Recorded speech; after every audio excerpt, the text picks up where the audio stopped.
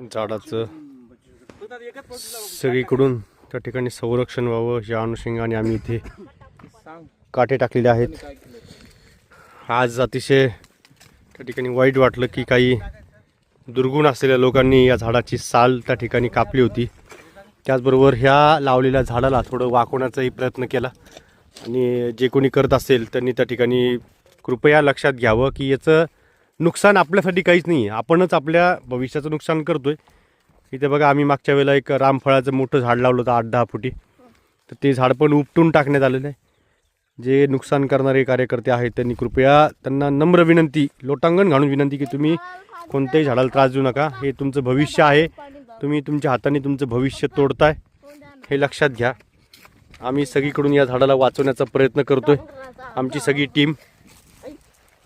Team मिळून याला त्या ठिकाणी वाचवण्याचा प्रयत्न करतोय। आपण पण सहकार्य करा आणि या झाडाला वाचवा।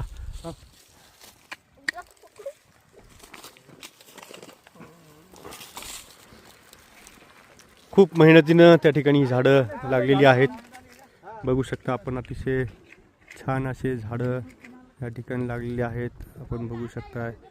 खूप मेहनत लागलेली आहे या सगळ्या झाडांना, उन्हाळ्यात अक्षरशः टँकरने पाणी देऊन ही झाडं जगवलेली आहेत। आपल्या सर्वांना विनंती, या झाडांची काळजी घ्या। झाडं आपल्याला कोणत्याच प्रकारे नुकसान देत नाहीत, हे कोणत्याही प्रकारचं राजकारण करत नाहीत, हे कोणत्याही प्रकारचं त्या ठिकाणी आपल्याला त्रास देत नाहीत। तर आपण सुद्धा या झाडांची काळजी घ्यावी, जेणेकरून हे झाड आपल्याला फक्त देतच राहील, झाडाची वृत्ती ते सोडणार नाही आहे कधीच। झाडाची एक